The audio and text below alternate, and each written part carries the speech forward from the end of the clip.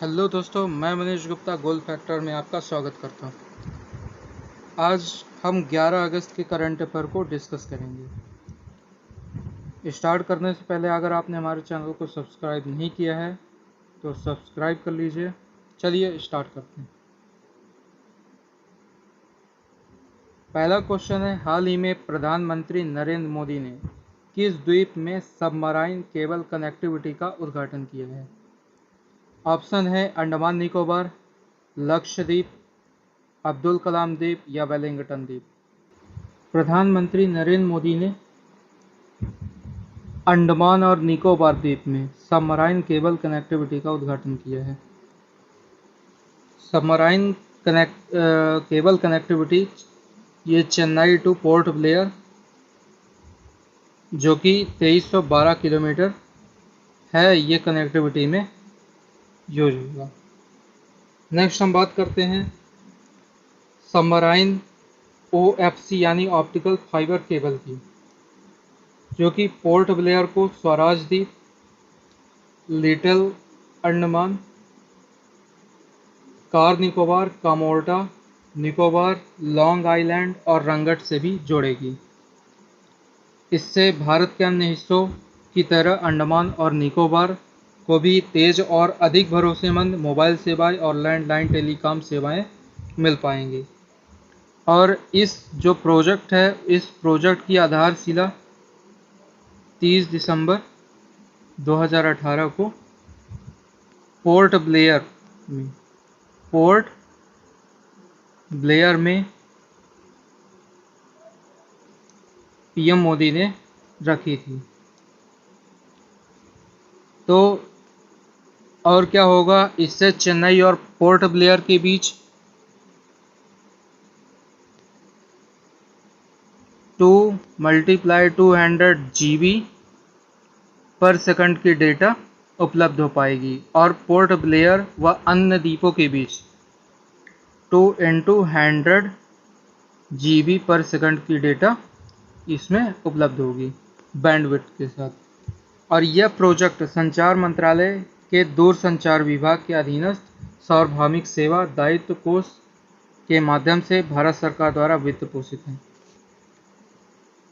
और इसकी लागत की बात करते हैं तो इसकी लागत यानी कि कॉस्ट कितनी है, 1224 करोड़।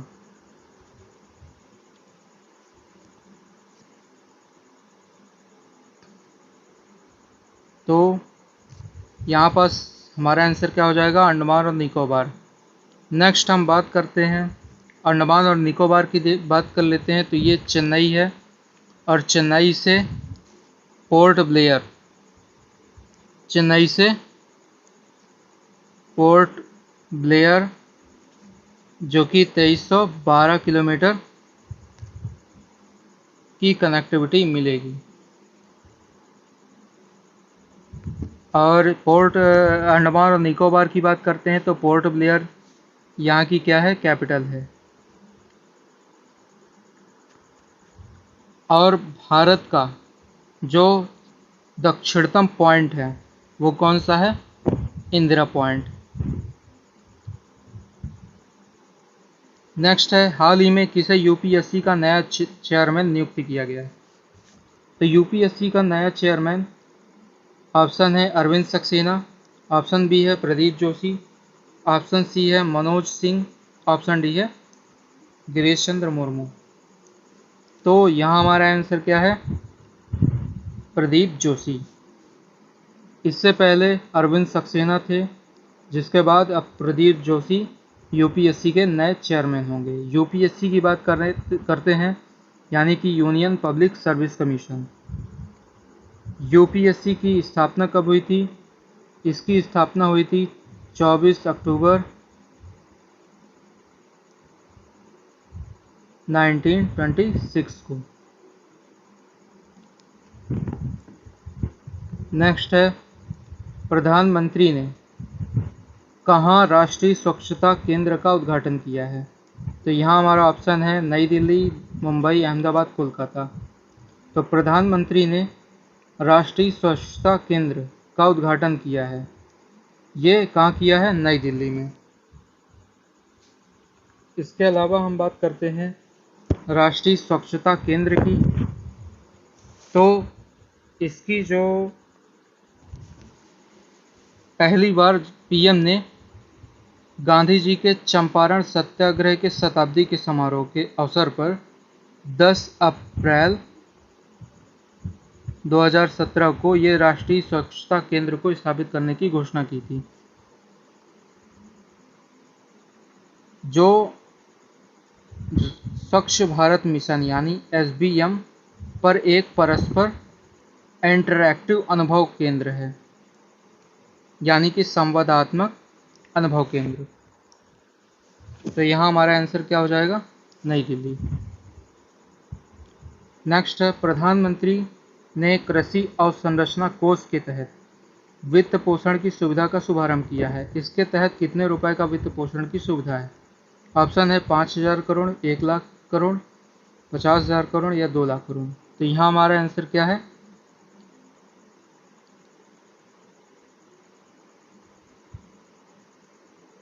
1 लाख करोड़।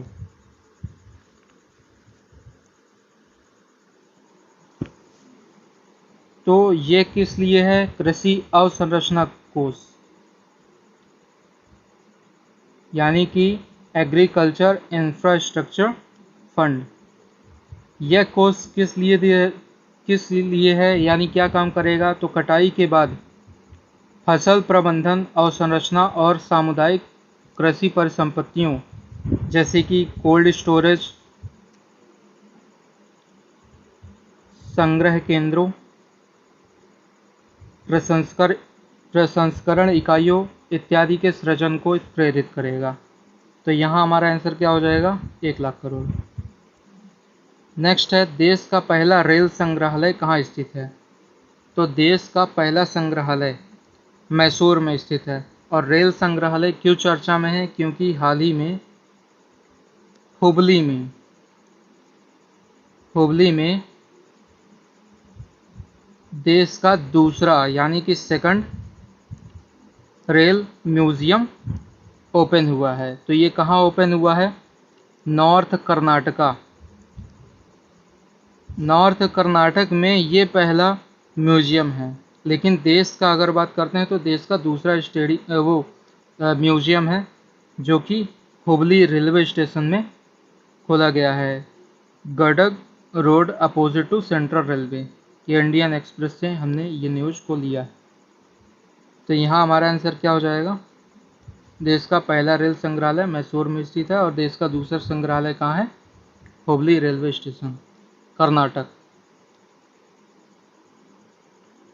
नेक्स्ट है, रक्षा मंत्रालय ने आत्मनिर्भर भारत के तहत स्वदेशीकरण को बढ़ावा देने के लिए कितने रक्षा उपकरणों के आयात पर प्रतिबंध लगाया है? तो कितने रक्षा उपकरणों पर प्रतिबंध लगाया है? तो 101 रक्षा उपकरणों पर प्रतिबंध लगाया है, जिससे कि आत्मनिर्भर भारत को बढ़ावा मिल सके, स्वदेशीकरण को बढ़ावा मिल सके। यानी कि ये चीज़ें क्या होंगी? अपने देश में बनेंगी। और बात करते हैं आयात की, तो भारत अभी तक अन्य देशों से कुल आयात का 9% इंपोर्ट करता है रक्षा उत्पाद में। और सबसे ज़्यादा आयात की बात करते हैं तो सबसे ज़्यादा आयात कौन से देश से करता है? रसिया से। और साथ ही हमारा देश निर्यात भी करता है। निर्यात के मामले में अगर हम बात करते हैं तो हमारा देश कुल निर्यात का 0.2% निर्यात करता है। और सबसे ज़्यादा निर्यात किस देश को करता है? तो म्यांमार को।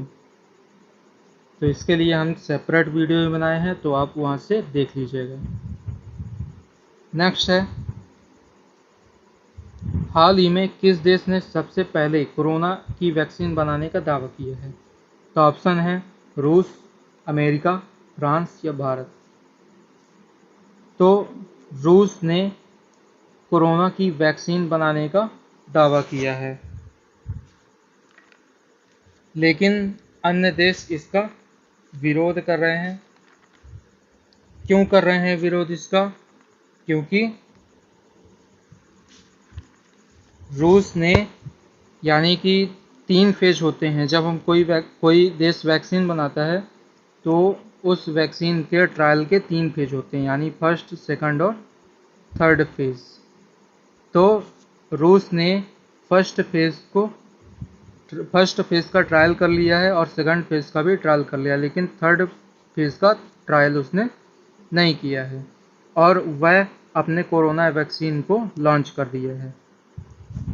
तो इसलिए अन्य देश इसका विरोध कर रहे हैं। और इसने जो वैक्सीन बनाया है, तो उस वैक्सीन का नाम क्या है? तो उस वैक्सीन का नाम है गैम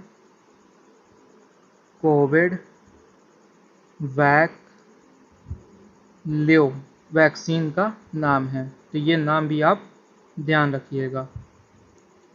तो यहाँ पास हमारा आंसर क्या हो जाएगा? रूस। नेक्स्ट हम बात करते हैं, हाल ही में किसान रेल का शुभारंभ किया गया है, यह कहाँ से कहाँ के लिए है? तो ऑप्शन है हावड़ा से मुंबई, पुणे से पटना, देवलाली से दानापुर या कटरा से जबलपुर। तो यहाँ हमारा आंसर क्या हो जाएगा? देवलाली से दानापुर। ये किसान रेल है, खुशहाल समृद्ध किसान समृद्ध राष्ट्र। किसान रेल की जो घोषणा है वो बजट, यानी कि जो 2021 का बजट है, उस बजट में ये किसान रेल की बात की गई थी। इससे क्या होगा? इससे फलों व सब्जियों, जो किसानों के पास फलों और सब्जियों हैं, तो उन सब्जियों को यानी फ्रेश तरीके से, यानी एसी कोच के माध्यम से एक जगह से दूसरी जगह यानी कि एक्सपोर्ट कर सकता है, यानी कि बिना उसके जो भी माल है उसका वो खराब किए हुए बिना। तो महाराष्ट्र के देवलाली, ये देवलाली जो है वो कहाँ है? महाराष्ट्र में है। और दानापुर यानी कि पटना बिहार में है। तो इन जो दो राज्य है इनके बीच ये ट्रेन चलेगी और ये मनमाड़, जलगांव, भुसावल, बुरहानपुर, खंडवा, इटारसी, जबलपुर, सतना, कटनी होते हुए ये देवलाली से दानापुर चलेगी। तो यहाँ पास हमारा आंसर क्या हो जाएगा? देवलाली से दानापुर। नेक्स्ट हम बात करते हैं भारत छोड़ो आंदोलन में भारत छोड़ो का नारा किसने दिया है? ऑप्शन है यूसुफ मेहर अली, महात्मा गांधी, सुभाष चंद्र बोस या मोतीलाल नेहरू। तो भारत छोड़ो आंदोलन में भारत छोड़ो का नारा यूसुफ मेहर अली ने दिया था। ये कई बार एग्जामों में ये क्वेश्चन आ चुका है। और बात करते हैं ये चर्चा में क्यों है, तो हाल ही में 8 अगस्त को भारत छोड़ो आंदोलन का वर्षगांठ मनाया गया है। और भारत छोड़ो आंदोलन को हम अगस्त क्रांति के नाम से भी जानते हैं। अगस्त क्रांति क्यों बोलते हैं? क्योंकि ये अगस्त में हुआ था। और ये कब हुआ था? 1942 में ये आंदोलन स्टार्ट हुआ था, अंग्रेजों भारत छोड़ो। तो ये जो भारत छोड़ो नारा है वो किसने दिया है? यूसुफ मेहर अली ने। नेक्स्ट है, हाल ही में विश्व जैव ईंधन दिवस कब मनाया गया है? तो विश्व जैव ईंधन दिवस 10 अगस्त को मनाया गया है। और जो इस वर्ष की थीम है, जो हमारे पेट्रोलियम मंत्रालय ने दी है, क्या दी है? जैव ईंधन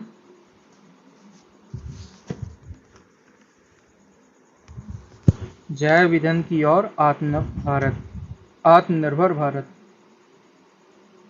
जैव ईंधन की ओर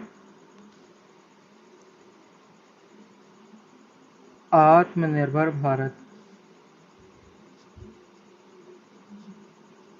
और हम बात करते हैं जैव ईंधन की, तो जैव ईंधन के रूप में एथेनॉल, बायोडीजल और बायोगैस व अन्य का हम यूज कर सकते हैं। और इसके अलावा रुडोल्फ डीजल, नाम आपने सुना होगा, उन्होंने पहली बार 10 अगस्त 1893 को उन्होंने मूंगफली से इंजन चलाया था, मूंगफली के तेल से इंजन चलाया था, और उन्होंने कहा था कि ये भविष्य में ईंधन के रूप में इस्तेमाल हो सकता है। तो इसलिए हम ये 10 अगस्त को विश्व जैव ईंधन दिवस के रूप में हम मनाते हैं। और इसके अलावा हम बात करते हैं तो हमारे देश में भी जैव ईंधन से चलने वाले एयरक्राफ्ट का ट्रायल हो चुका है, और ये रतन जोत के बीज से चलाया गया था, रतन जोत के बीज के तेल से।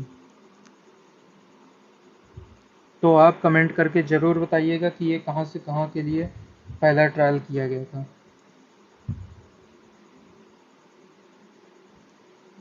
आई होप आपको ये वीडियो अच्छा लगा होगा।